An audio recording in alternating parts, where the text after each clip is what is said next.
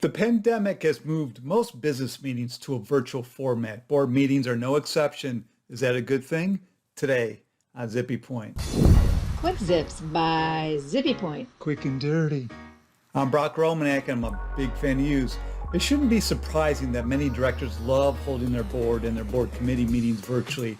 There are huge time savings, not just because travel is completely taken out of the equation, although that is huge, but because the meetings tend to be shorter overall as Zoom fatigue is a real thing. By the way, I'm going to use Zoom as a generic term during this Vid-Guide because it's just one syllable and easy to say, but I know many boards use the other meeting platforms out there like WebEx, Microsoft Teams, whatever. Of course, this is all to the good for the corporate secretary. Planning travel for directors is one of the worst parts of the job. But there are other benefits as well. The dynamics of how people interact is altered. I have a separate Vid-Guide that lays out how where you sit around a board table really can matter. A link to that Vid-Guide is below. And all of that psychology, the power dynamics are thrown out the window in a Zoom call because when someone speaks, they can clearly be seen by all the participants in the meetings. Where you sit in the Zoom meeting simply doesn't matter.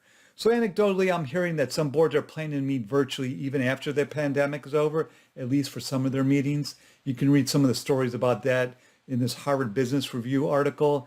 And then this UK survey from Core Partnership says that 70% of the respondents in the UK said that they believe that they probably will continue to have virtual meetings, virtual board meetings going forward.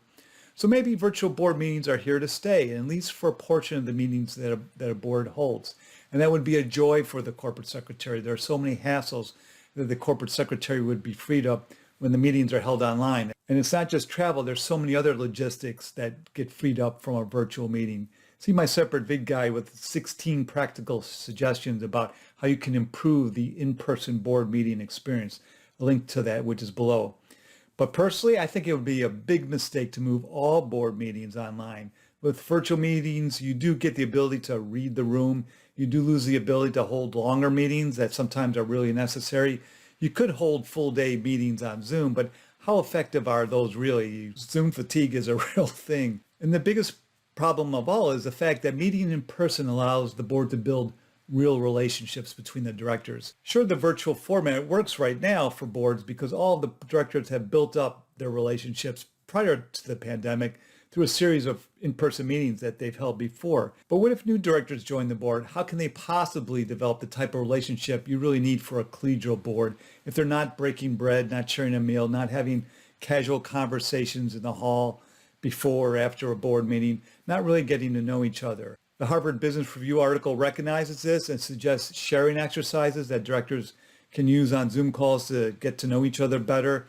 The article's heart is in the right place, but I can tell you from my experience in the mindfulness program that I'm in, that sharing your gratitudes, your challenges is a great bonding protocol, but it's still no substitute for doing that kind of thing in person.